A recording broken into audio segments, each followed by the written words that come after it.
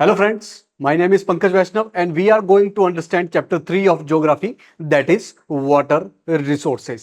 सबसे पहले हम ये देख लेते हैं कि इस पूरे चैप्टर में हमें क्या-क्या बातें समझनी है। सबसे पहले हमें समझना है कि अपनी अर्थ पर कितना वाटर रिसोर्स है और उसमें से कितना फ्रेश वाटर रिसोर्सेस है। ये फ्रेश वाटर रिसोर्स हमें कहां-कहां से मिलता है। फिर हमें समझना है कि वाटर स्कार्सिटी क्या होती है, वाटर शॉर्टेज क्या होती है और वाटर स्कार्सिटी के मेन रीजन क्या है और वाटर कंजर्वेशन हमारे लिए क्यों बहुत ज्यादा जरूरी है। फिर हमें समझना है कि ये मल्टीपर्पज रिवर प्रोजेक्ट्स क्या होते हैं, एंशिएंट इंडिया में किस किस प्रकार के हाइड्रोलिक स्ट्रक्चर हमें देखने को मिलते हैं।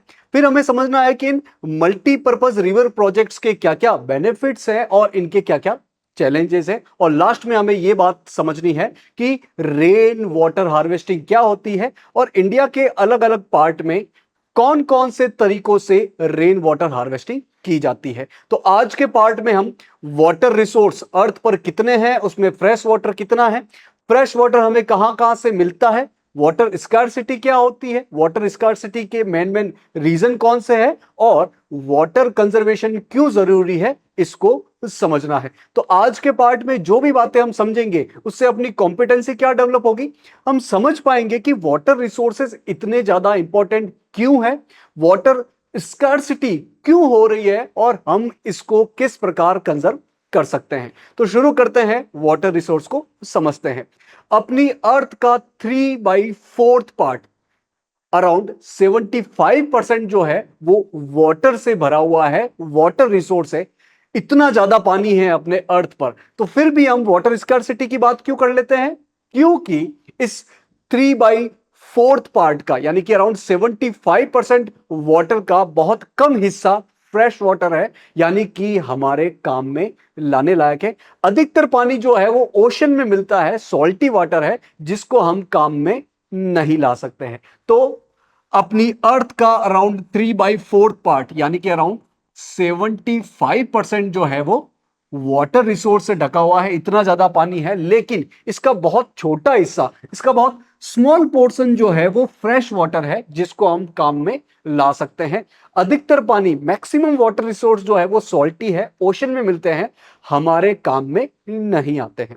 तो बात कर लेते हैं इस फ्रेश वाटर की कि ये फ्रेश वाटर हमें मिलता कहां से है।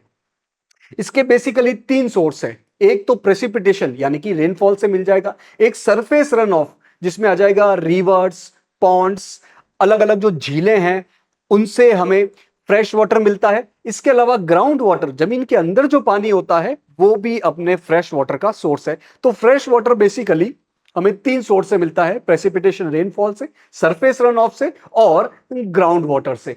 तो फ्रेश वाटर हमें प्रेसिपिटेशन से मिलता है, सरफेस रन ऑफ से मिलता है और ग्राउंड वाटर से मिलता है। जितना भी पानी है वो लगातार रिन्यू होता रहता है, रिचार्ज होता रहता है। और कैसे होता है, हाइड्रोलॉजिकल साइकिल से। जितना भी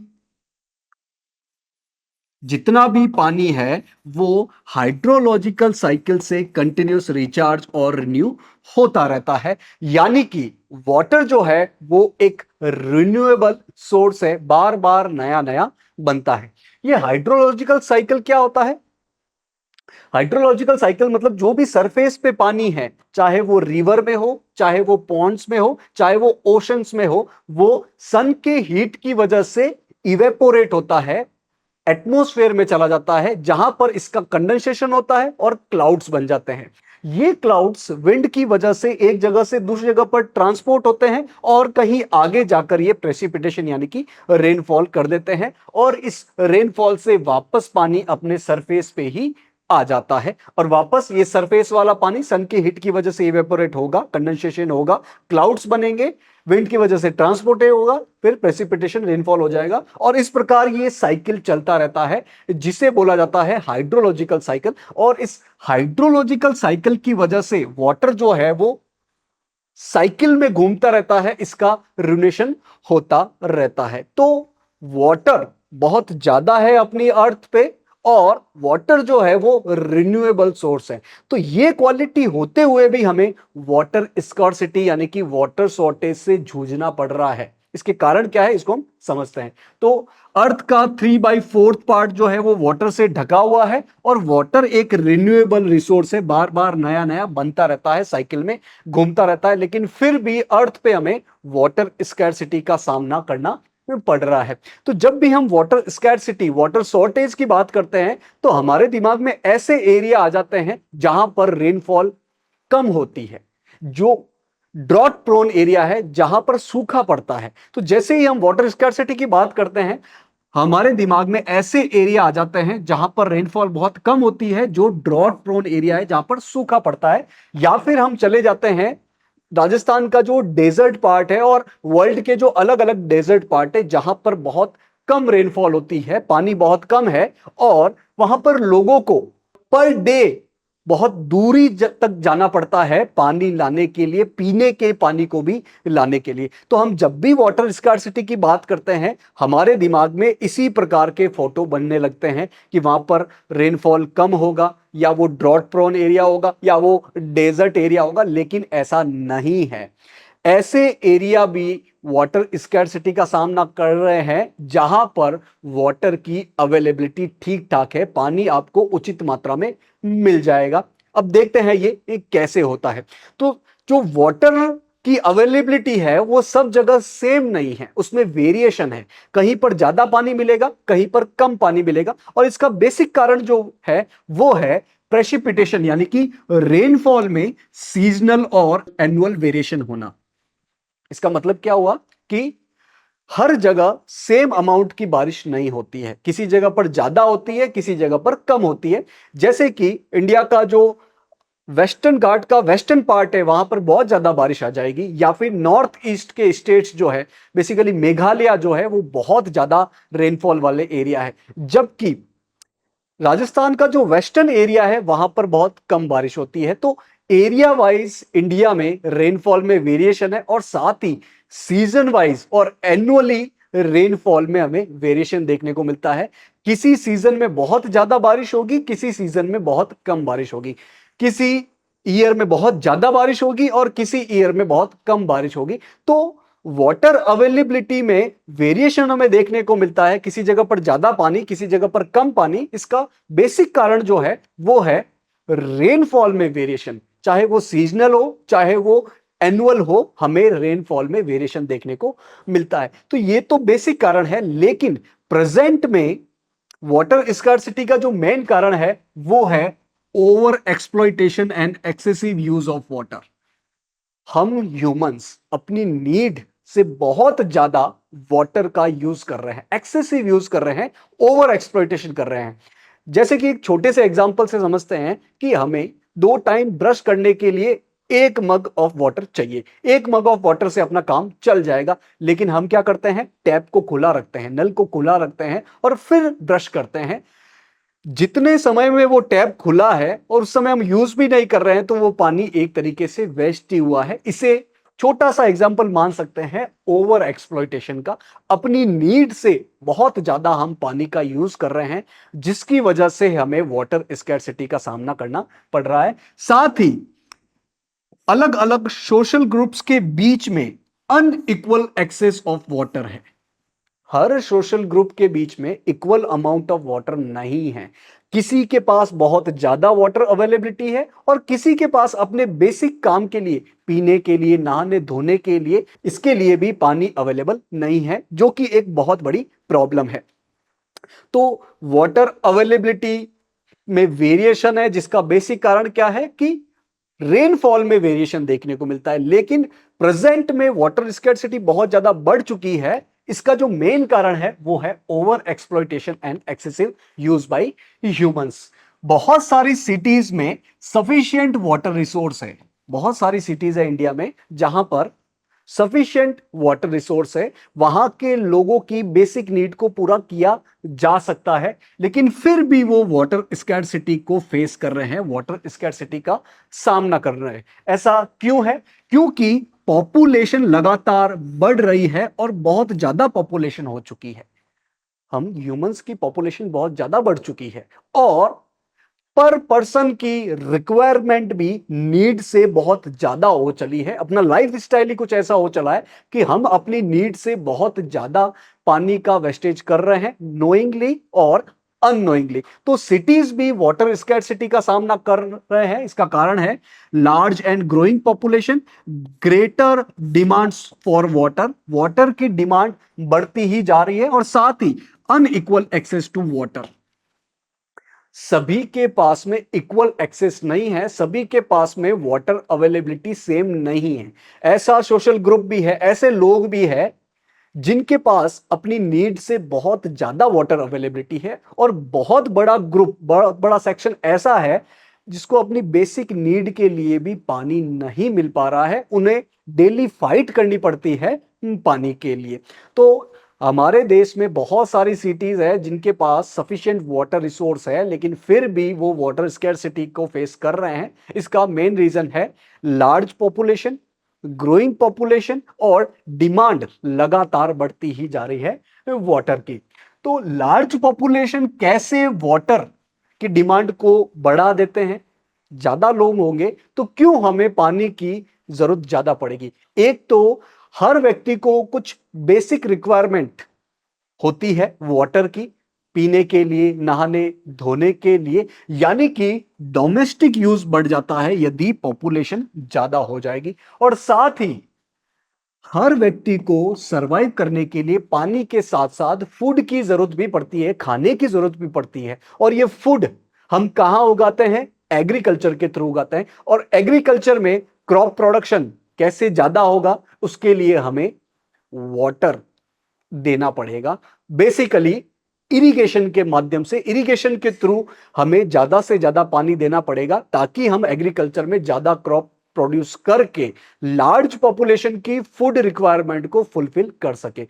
तो हम एग्रीकल्चर में जब ज्यादा पानी का यूज करेंगे तो धीरे धीरे अपने वाटर रिसोर्स डिप्लीट हो जाएंगे, धीरे धीरे कम होते जाएंगे, और वाटर स्कैर्सिटी आ जाएगी। तो पॉपुलेशन बढ़ने से एक तो डोमेस्टिक यूज ऑफ वाटर बढ़ जाता है, और साथ ही फूड ग्रो करने के लिए, क्रॉप ग्रो करने के लिए भी वाटर की रिक्वायर बढ़ जाती है, क्योंकि हमें इरिगेशन के थ्रू ज्यादा वाटर देना पड़ता है एग्रीकल्चर में।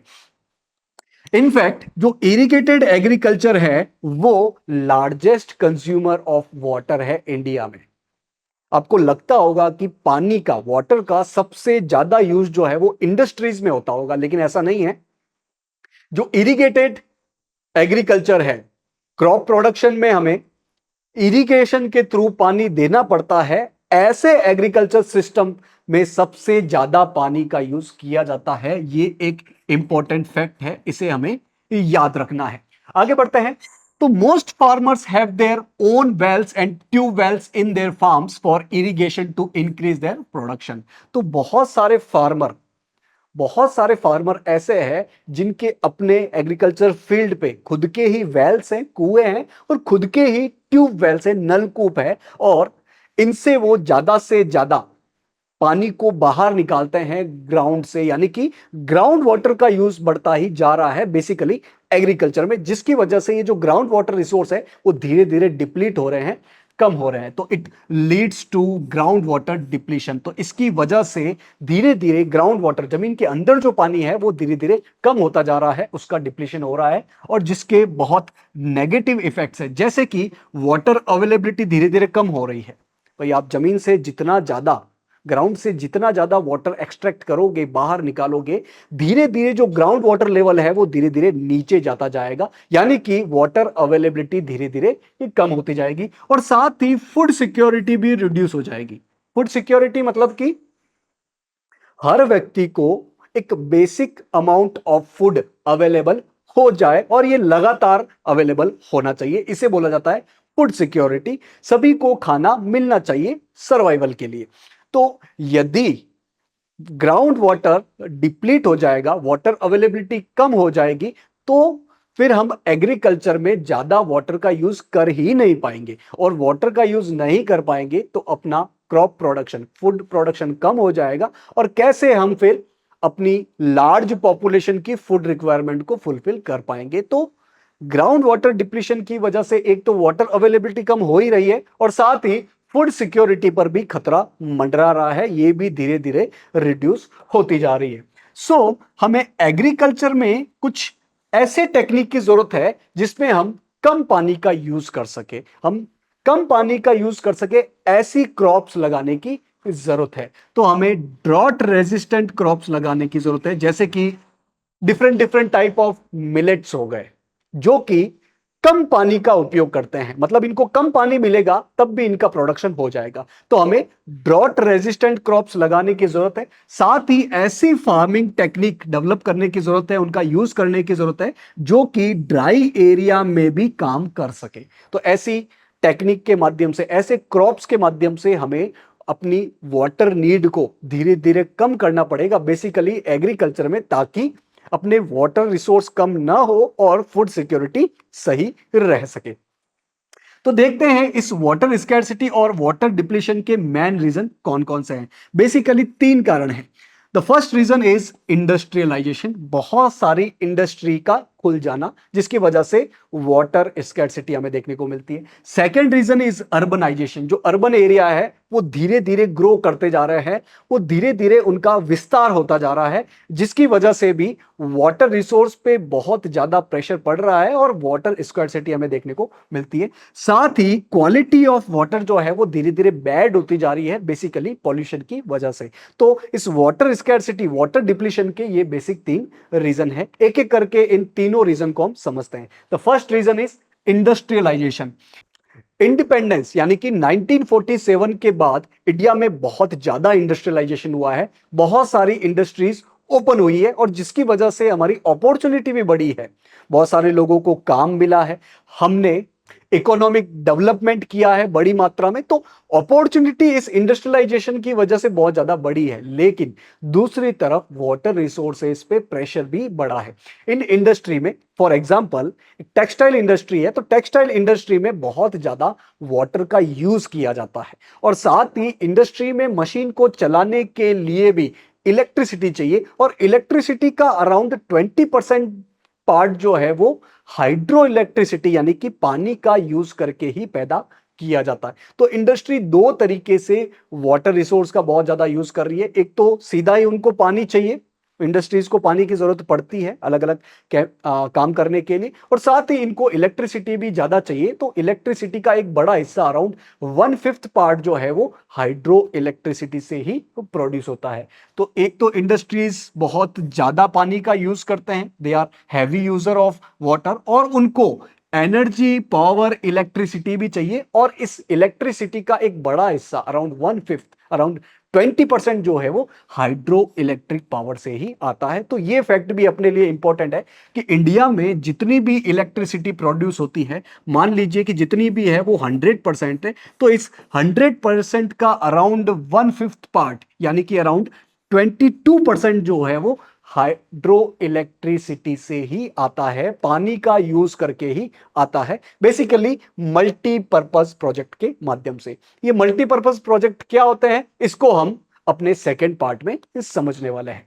The second reason for water scarcity and water depletion is urbanization. Urban area बढ़ते ही जा रहे हैं, अर्बन एरिया की पॉपुलेशन बढ़ती जा रही है, और अर्बन एरिया में लोगों की लाइफ स्टाइल ऐसी है कि वो अपनी नीड से, अपनी बेसिक रिक्वायरमेंट से बहुत ज्यादा वाटर का यूज करते हैं, जिसकी वजह से वाटर स्कैर्सिटी हमें देखने को मिलती है। तो urban areas are increasing rapidly, बहुत तेजी से इंक्रीज हो रहे हैं, और जहां पर लार्ज एंड डेंस पॉपुलेशन रहती है और इस अर्बन पॉपुलेशन की लाइफ स्टाइल भी ऐसी है कि वो अपनी बेसिक नीड से बहुत ज्यादा पानी का उपयोग करते हैं, तो जिसकी वजह से एक तो वाटर रिक्वायरमेंट बहुत ज्यादा बढ़ चुकी है, और साथ ही एनर्जी रिक्वायरमेंट अर्बन एरिया की बहुत ज्यादा बढ़ चुकी है। अर्बन एरिया में आपने देखा होगा कि लगभग हर हाउस में एसी लगा होगा, और एसी कैसे चलेगा? बिजली से चलेगा, इलेक्ट्रिसिटी से चलेगा, और अभी हमने देखा कि इलेक्ट्रिसिटी का अराउंड 1/5 पार्ट जो है वो हाइड्रो इलेक्ट्रिसिटी से आता है। तो अर्बन एरिया के बहुत ज्यादा बढ़ने की वजह से, इनके पॉपुलेशन बहुत ज्यादा बढ़ने की वजह से, और इनकी जो लाइफ स्टाइल है वो ऐसी हो जाने की वजह से वाटर स्कैर्सिटी का हमें सामना करना पड़ रहा है। साथ ही बहुत सारी हाउसिंग सोसाइटीज ऐसी होती है सिटीज में जिनके अपने ट्यूबवेल्स होते हैं, ताकि हाउसिंग सोसाइटी में जितने भी घर है वो अपनी वाटर रिक्वायरमेंट को फुलफिल कर सके। तो एक तरीके से जो ग्राउंड वाटर है वो भी जो अर्बन एरिया है वहां पर बहुत ज्यादा डिप्लीट हो रहा है। तो अर्बनाइजेशन, रैपिड अर्बनाइजेशन की वजह से हमें वाटर स्कैर्सिटी देखने को मिलती है। The third reason is bad quality of water.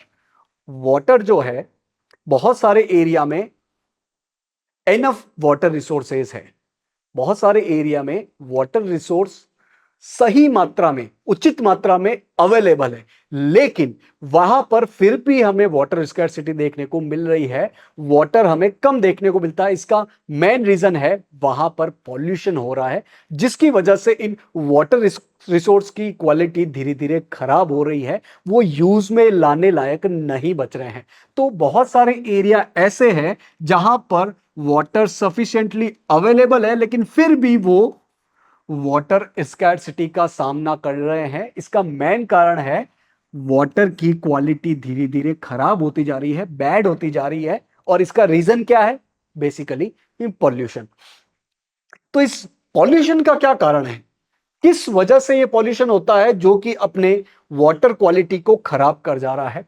पहला है डोमेस्टिक वेस्ट। अपने घरों से जो कचरा निकलता है, हम अपनी लापरवाही की वजह से इनको आसपास के वाटर रिसोर्स में फेंक देते हैं, जिसकी वजह से ये वाटर रिसोर्स खराब हो जाते हैं, पॉल्यूटेड हो जाते हैं और अपने काम में लाने लायक नहीं बचते हैं। Second reason is industrial waste and chemicals. Industries से जो केमिकलाइज्ड पानी निकलता है, जो वेस्ट निकलता है, वो आसपास के वाटर रिसोर्स में, जो रिवर है, जो पॉन्ड्स है, उनमें छोड़ दिया जाता है, जिसकी वजह से रिवर्स का वाटर, पॉन्ड्स का वाटर गंदा हो जाता है, उसकी क्वालिटी बैड हो जाएगी, पॉल्यूटेड हो जाएगा और वो वाटर रिसोर्स काम में लाने लायक नहीं बचेगा। The next reason is pesticide and fertilizers in agriculture. हम अपने एग्रीकल्चर में क्रॉप प्रोडक्शन को बढ़ाने के लिए अलग अलग केमिकल फर्टिलाइजर, अलग अलग केमिकल पेस्टिसाइड का यूज करते हैं, और ये जो केमिकल्स हैं वो सरफेस रन ऑफ के साथ आगे चले जाते हैं और अल्टीमेटली आसपास की वाटर बॉडी, रिवर्स में, पॉन्ड्स में चले जाएंगे और उनके पानी को भी केमिकलाइज्ड कर देंगे, उनके पानी की क्वालिटी को भी बैड कर देंगे, पॉल्यूटेड कर देंगे, जिसकी वजह से वो पानी काम में लाने लायक नहीं बचेगा। तो पॉल्यूशन के मेन रीजन क्या है? Domestic waste, industrial waste and chemicals and pesticides and fertilizers in agriculture. India में बहुत सारी रिवर्स इन रीजन की वजह से बहुत ज्यादा पॉल्यूटेड हो चुकी है। इसमें छोटी छोटी रिवर्स बहुत ज्यादा है जो पॉल्यूटेड हो चुकी है, लेकिन इंडिया की बड़ी बड़ी रिवर्स भी पॉल्यूशन का शिकार हो रही है, जैसे कि गंगा, यमुना। ये कुछ स्पेसिफिक एरिया में बहुत ज्यादा पॉल्यूटेड है। तो ऐसा नहीं है कि छोटी छोटी रिवर्स ही पॉल्यूटेड हो रही है, बड़ी बड़ी और मेन रिवर्स भी पॉल्यूशन का शिकार हो रही है, जिसकी वजह से हमें वाटर स्कैर्सिटी का सामना करना पड़ रहा है।